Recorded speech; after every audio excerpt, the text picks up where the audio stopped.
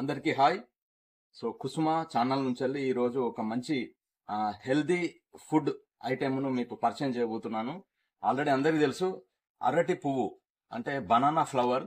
So దీన్ని మనం కూర వండుకొని తినేది ఉంటే కూడా రకరకాల పౌష్టిక విలువలు అనేవి మనకు చేకూరుతాయి.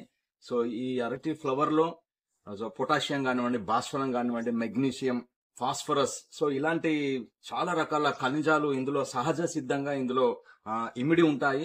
సో దీన్ని మనం వంట వండుకొని మనం కందిపప్పులు వేసుకొని తింటే చాలా బాగుంటుంది.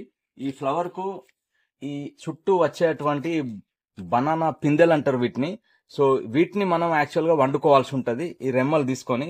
సో మనం ఇప్పుడు దీన్ని తెంపబోతున్నాము, ఎందుకంటే దీన్ని మనం ఆల్రెడీ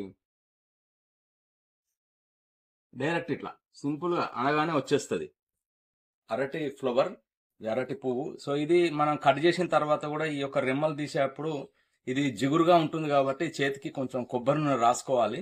సో రాసుకొని దీన్ని ఒక్కొక్కటిగా తీయాల్సి ఉంటుంది. సో ఇందులో అనేక రకమైనటువంటి పౌష్టిక విలువలు ఉన్నాయి.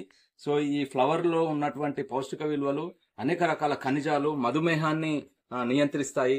అలాగే మహిళల్లో ఉండేటువంటి మెన్స్ట్రుయేషన్ ప్రాబ్లమ్స్ ను కూడా అరికడతాయి. ఈ పొత్తి కడుపు నొప్పి అలాంటి ఇంకా ఇంటర్నల్ గా ఉన్నటువంటి ప్రాబ్లమ్స్ ను చాలా వరకు ఇది క్లియర్ చేసేటువంటి మనం ఉన్నది. దీన్ని నెలలో కనీసం ఒక 2 సార్లు అయినా మనం కన్జ్యూమ్ చేసేది ఉంటే ఆరోగ్యాన్ని చాలా మెరుగుపరచుకోవచ్చు. అరటి ఫ్లవర్ ఆంధ్రాలో ఎక్కువ అరటి తోటలు ఉంటాయి కాబట్టి అక్కడ చాలా మంది దీన్ని ఎక్కువగా కర్రీలలో తింటా ఉంటారు. సో దీన్ని కందిపప్పులో వేసుకొని తినేది ఉంటే ఎక్సలెంట్, నెయ్యి వేసుకొని సో అందులో తినేది ఉంటే చాలా టేస్ట్గా ఉంటుంది, చాలా మంచిది. So thank you watching my Kusuma channel. So ఈ యొక్క వీడియో చూసే వాళ్ళు నచ్చేది ఉంటే లైక్ చేయండి, నా యొక్క ఛానల్ను సబ్స్క్రైబ్ చేయండి. Thank you.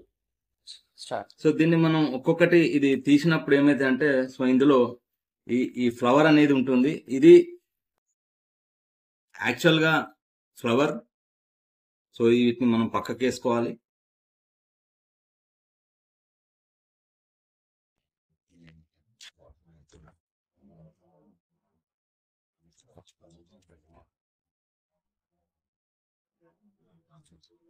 ఇది ఫ్లవర్ తీసాం కదా, సో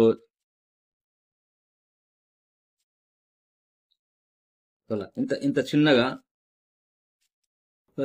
ఈ పీసులు ఇలా మనం దీన్ని అంతా మనం ప్రాసెస్ అంతా తీసుకున్న తర్వాత మనం దీన్ని పప్పులో వేసుకొని మనం కర్రీ చేసుకోవచ్చు.